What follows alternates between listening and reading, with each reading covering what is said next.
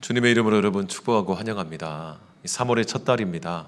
우리가 3.1절을 지나고 그리고 또 오늘 거룩하고 복된 주일 예배로 하나님 앞에 나아갈 수 있는 것이 얼마나 감사하고 놀라운 일인지 모르겠습니다. 여러분, 성경 66권 전체에 주제가 있다고 하면 무엇일까요? 그것은 바로 예수님은 누구신가 라고 하는 것입니다. 여러분, 성경 어느 본문을 보더라도 그 본문을 통해 우리가 반드시 확인해야 되는 주제가 있다면 그것은 예수님은 누구신가 라고 하는 것입니다. 그리고 나아가서 그 영적인 훈련이 된 사람들이 우리 삶에서 맞닥뜨리는 상황과 환경과 심지어 고난의 한복판에서도 지금 이 순간에 나한테 예수님은 누구신가 라고 하는 질문을 우리가 반드시 해야 한다고 하는 것입니다. 여러분, 오늘 본문을 보시면 예수님께서요 35절에 보시면 바다를 건너서 가자고 말씀하세요. 여러분, 배를 타자고 한 사람이 누구입니까? 예수님이세요. 예수님이 배를 타자고 하셨기 때문에 예수님을 믿고 따르는 제자들은 그 배가 안전하게 바다를 건너서 맞은편으로 갈 것으로 당연히 기대했겠죠. 그런데 놀라운 것은 여러분, 예수님의 말씀에 순종하고 배를 타고 바다를 건너가는데 무엇을 만난 겁니까? 광풍을 만나고 폭풍을 만난 겁니다. 여기서 이 광풍, 이 헬라어 원뜻은 미친 바람이죠. 얼마나 사납게 몰아붙이든지 미친 바람처럼 그렇게 흔들어댔다라고 말씀하고 있는 겁니다. 여러분, 제자들은 얼마나 깜짝 놀랐을까요? 4장 35절 앞에까지요, 예수님을 믿고 따랐던 사람들은 단 한 번의 고난도 없었습니다. 단 한 번의 실수도 없었어요. 예수님이 병자들을 다 고쳐주시고 예수님이 기적을 다 행하셨기 때문에 이 예수님만 믿고 따라가면 내 인생이 승승장구하고 이 예수님만 믿고 따라가면 내 인생이 축복받고 성공했구나, 제자들은 다 그렇게 생각하고 예수님을 따라간 겁니다. 그런데 갑자기 실패가 오고, 그런데 갑자기 죽음의 공포가 그들을 사로잡자 완전히 공황 상태가 와버린 것입니다. 여러분, 예수님은 왜 이 광풍을 만날 바다를 제자들과 함께 건너자고 말씀하셨을까요? 이 광풍의 원인이 과연 무엇이었을까요? 여러분, 나아가서 우리 인생에서 예수를 믿고 예수님과 동행하면서 맞닥뜨리게 되는 이 고난, 이 어려움들, 이 고통과 아픔들을 우리는 어떻게 바라봐야 될까요? 그리고 그 고통과 아픔의 원인은 무엇일까요? 크게 두 가지로 우리가 살펴볼 수가 있습니다. 첫 번째는 무엇입니까? 예수님이 가자고 하시지 않았습니까? 근데 예수님이 지금 뭐하고 계시죠? 주무시고 계신다는 거예요. 주무시고 계신다는 거예요. 여러분, 주무시는 예수님의 의도가 무엇일까요? 여러분, 무엇이라고 생각하십니까? 여러분, 우리가 영적인 아이일 때는 갓난아이처럼 정말 울먹이면 무조건 필요를 공급해주고 채워주지만 우리가 믿음의 장성한 분량에 이르기 시작한 순간 어떻습니까? 우리가 원치 않은 상황을 맞닥뜨릴 때가 많습니다. 여러분, 마가복음 이 전체의 주제 가운데서 이 4장 35절 이 광풍 사건을 기점으로 예수님은 우리 인생의 고난을 말씀하세요. 예수님은 이 인생에 닥쳐오는 우리 고난을 넘어서는 이 세상을 사로잡고 있는 이 고난을 말씀하십니다. 그리고 그 고난을 친히 담당하시기 위해 자기가 십자가에서 죽어야 하는 십자가의 고난과 죽으심을 말씀하기 시작하십니다. 이 광풍 사건을 기점으로 그렇게 말씀하기 시작하세요. 그것은 무엇을 의미합니까? 우리가 한 사람의 믿음의 사람으로, 한 사람의 예수님을 따르는 제자로서 우리가 분기점이 있다고 하면 바로 우리 인생에 닥쳐오는 이 고난과 뜻하지 않은 이 어려움 앞에서 우리의 영적인 상태를 돌아보고 점검할 수 있는 계기가 될 수 있다는 겁니다. 여러분, 우리가 열심히 공부하지 않습니까? 우리 친구들. 그러면서 이제 중학교에 가고 고등학교에 가면서 이 평가를 합니다. 평가. 왜 평가를 하죠? 그 평가를 통해서 나의 이 수준을, 나의 상태를, 나의 실력을 점검하게 되는 거예요. 그 점검함을 통해서 실력을 보완하고 부족한 부분을 메꾸면서 우리가 더 업그레이드 되고 더 진보와 발전을 이룰 수 있는 것처럼 우리가 평소에 이렇게 편안하고 우리 인생이 정말 잘 나갈 때는요, 우리의 영적인 상태를 스스로도 잘 모릅니다. 그런데 생각지도 못한 이 고난과 이 위기 앞에서 우리의 영적인 상태가 드러나게 되어 있다는 거예요. 그러면서 동시에 무엇이 드러납니까? 바로 우리를 붙들어 주시고 우리와 함께 하시는 예수님이 누구이신가 바로 그 순간에 드러나게 된다는 거예요. 그러면서 우리가 해야 할 일은 무엇입니까? 바로 나의 수준으로, 나의 상태로는 이 위기와 고통을 견딜 수 없고 극복할 수 없다는 것을 하나님 앞에 인정해야 돼요. 바로 이것이 내 자아를 십자가에 못 박는 길이고 이것이 바로 믿음의 시작입니다. 여러분 에스겔서 37장에 보면 하나님께서 에스겔을 찾아오십니다. 그리고 에스겔을 어디로 인도해 가십니까? 바로 무덤 골짜기로 인도해 가세요. 황량한 무덤들이 가득하고 황량한 뼈들이 뒹굴어가는 정말 산 사람이 살 수 없는 그 무덤 골짜기로 데리고 가세요. 그러면서 바로 하나님께서 에스겔에게 뭐라고 하십니까? 이 뼈들이 살겠느냐라고 질문하세요. 말도 안 되는 질문입니다. 이때 에스겔의 상태가 어떠냐면 에스겔은 평생 제사장으로 기름을 받았어요. 그렇게 키워진 사람인데 제사장으로 봉직할 나이 30세가 딱 되자마자 나라가 망해버렸어요. 그리고 성전이 무너져 버렸어요. 한순간에 나라도 잃고 직장도 잃어버렸습니다. 그리고 이역만리 땅에 포로로 끌려왔어요. 그리고 그 포로의 직에서 정말 하루하루 일용직 노동자처럼 그렇게 고된 중노동에 시달리며 그렇게 삶을 살아갔습니다. 그러다가 그 인생의 유일한 위로였던 사랑하는 아내가 질병으로 그 땅에서 먼저 세상을 떠나버리고 맙니다. 어떻게 보면 에스겔은요, 인생에 완전히 그냥 극한 고통과 고난과 끝자락에 있는 그 에스겔을 하나님께서 찾아오셔서 이 뼈들이 능히 살겠느냐라고 질문해요. 이건 어떤 소리입니까? 네 인생에 소망이 있느냐라고 하는 말과 다름 아니에요. 그런데 그 순간에 에스겔이 어떻게 합니까? 주님이 하십니다라고 이야기해요. 그러면서 에스겔이 결국은 하나님의 말씀을 대언하고 하나님의 생기의 바람이 불어오자 이 무덤 골짜기에 이 뼈들이 거룩한 군대가 되어서 이스라엘의 통일을 이룰 그 군대 환상을 하나님께서 에스겔 37장에서 보여주는 것을 우리가 확인할 수 있습니다. 무슨 말씀을 드리고 싶냐면 우리가 맞닥뜨리는 이 고난과 위기 앞에서 우리가 첫 번째로 해야 할 것은 무엇입니까?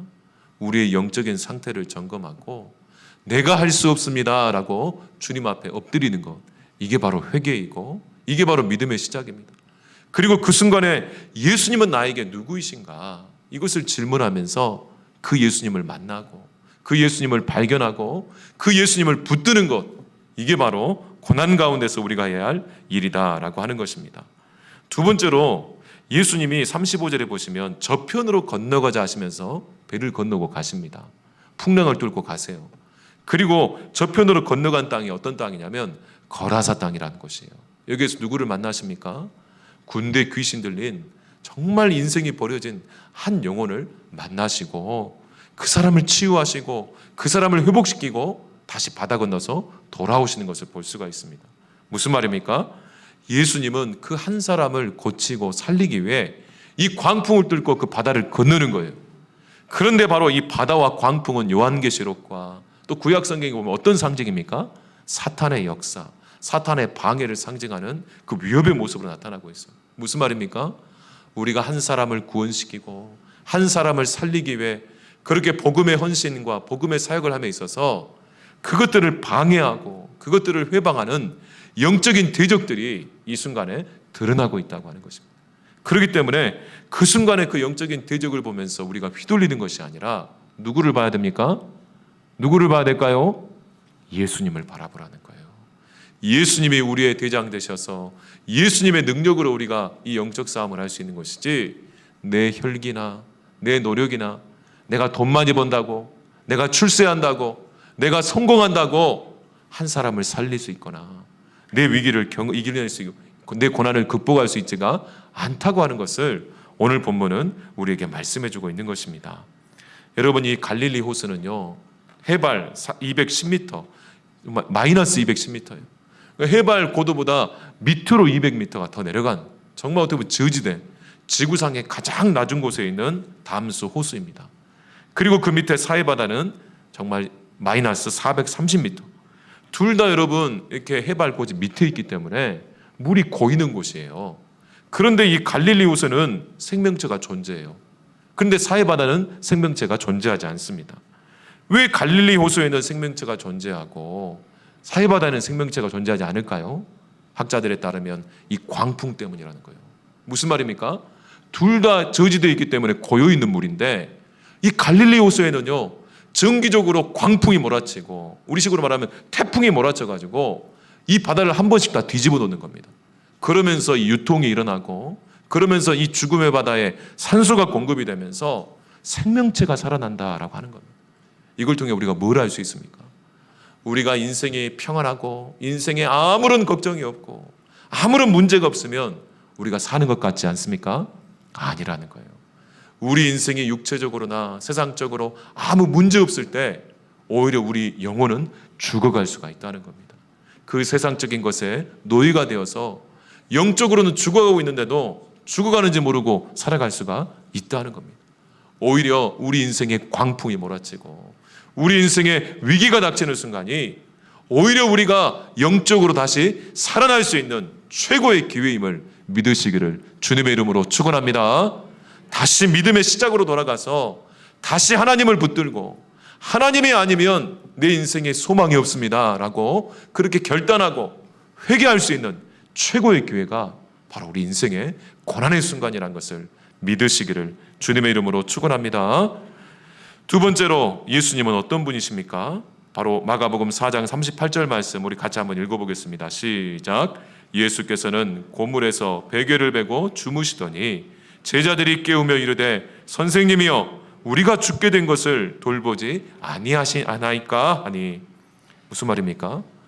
이 죽음의 위기 가운데서 배가 뒤집힐 것 같고 물이 덮치니까 제자들이 원망하면서 예수님을 깨우는 겁니다. 도대체 뭐하고 계십니까? 이 순간에 주무시고 계시면 어떡하십니까? 스승이 되셨는데 제자들의 어려운 형편을 돌아보지 않으시고 무엇하십니까? 라고 그렇게 흔들어 깨우고 원망하고 있는 제자들의 모습을 볼 수가 있습니다. 근데 여러분 우리가 항상 기억해야 할 것은요 믿음은 뭡니까? 눈이에요. 어떻게 바라보느냐예요. 이 똑같은 상황을 전혀 다르게 바라볼 수가 있다는 겁니다.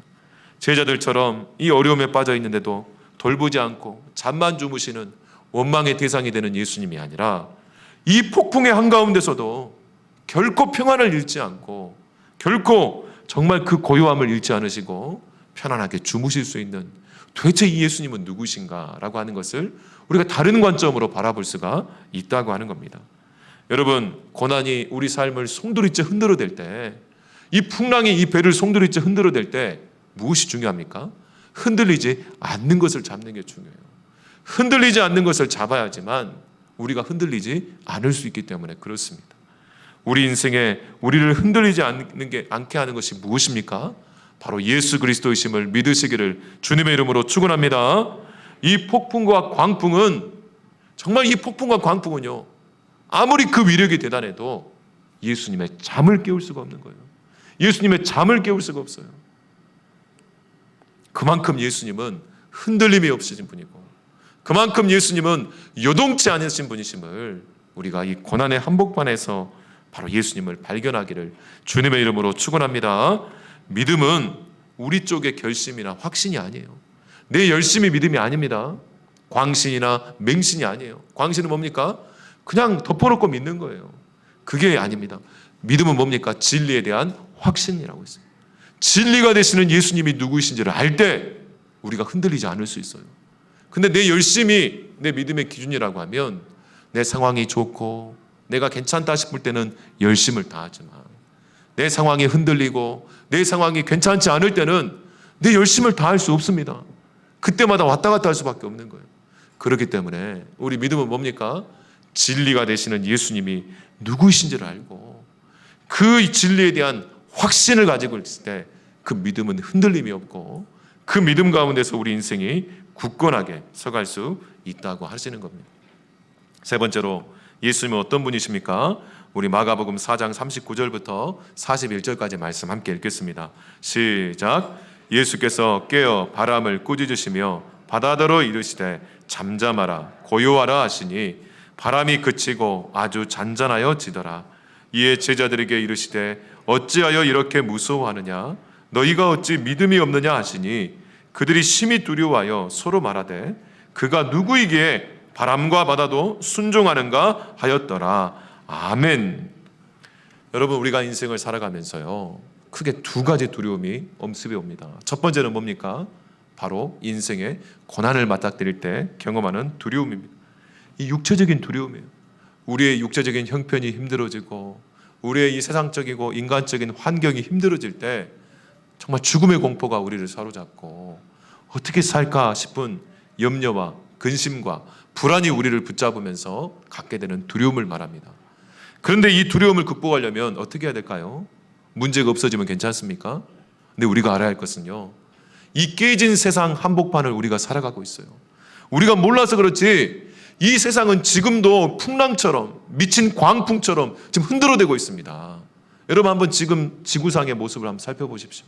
한쪽에서는 전쟁이 일어나서 지금 계속해서 사람들이 양면이 학살되고 있고, 한쪽에서는 지진이 일어나서 정말 수많은 사람들이 지금도 유골을 발굴하지 못하고 거의 20만 명 이상이 정말 그 아파트에 깔려서 아직 유해도 발굴하지 못하는 그런 미친 광풍 같은 세상을 우리가 살아가고 있어요. 그런데 내가 좀 먹을 것이 있다고, 내 육체적 형편이 좀 괜찮다고, 그동안 나만 괜찮으니까 세상도 괜찮은 것처럼 그렇게 살아온 어리석은 우리 인생의 모습을 우리가 봐야 한다는 겁니다. 여러분, 이 세상은 정말 내가 정말 어떻게 보면 세상적으로 운이 좋아서 그렇지 아니에요. 언제든지 이 미친 광풍의 희생양이 누군가가 될 수 있고, 하필이면 이 순간에 바로 제자들이 된 것입니다. 하필이면 우리 인생에 언제든지 이 미친 광풍 같은 고통과 아픔은 우리 인생을 찾아오고 덮칠 것이라는 거예요. 그렇기 때문에 여러분, 이것을 세상 사람들은 기륭화복을 점치고 또 무당을 찾아가고 복제를 주면서 피할 수 있을 것이라고 생각하지만 성경은 분명히 말합니다. 피할 수 있는 게 아니에요. 그럼 우리에게 무엇이 필요합니까? 이 고난의 한복판에서 바로 이 고난 가운데서 견디는 법, 이 고난 가운데서 흔들리지 않는 것을 붙잡는 것, 이것이 바로 진정한 문제의 해결인데, 그것이 무엇입니까? 바로 하나님에 대한 두려움을 갖는 거예요. 믿으시면 아멘. 예수님이 누구이신지 알고 그 예수님 영원 불변하신 사랑으로 나를 붙잡아 주시고 나와 함께 하시고, 만왕의 왕이신 예수님이 나 한 사람 살리기 위해 자기의 생명을 내어주시며 자기의 모든 피를 쏟아 나를 구원시켜 주시는 왕 중의 왕이신 그 예수님을 우리가 붙잡을 때, 이런 왕은 뭡니까? 다스리세요. 통치하세요. 바로 내 인생, 말로는 예수님이 왕이라고 얘기하지만 실제로 내 삶을 하나도 다스리지 않고 있지 않다면 입헌군주제죠. 여러분, 영국은 어떻습니까? 입헌군주제입니다. 군림은 하되 통치는 않아요. 정말 왕으로 군림을 해서 왕으로 부르는 주지만 실질적인 나라의 통치를 하지 않습니다. 실질적으로 오늘날 우리 그리스도인의 신앙이 이와 같이 연약한 모습으로 입헌군주제처럼 말은 왕이라고 하지만 진짜 그분의 왕적인 다스림과 통치를 받지 않고 살아가게 되면 우리는 이 고난 가운데서 흔들리는 거예요.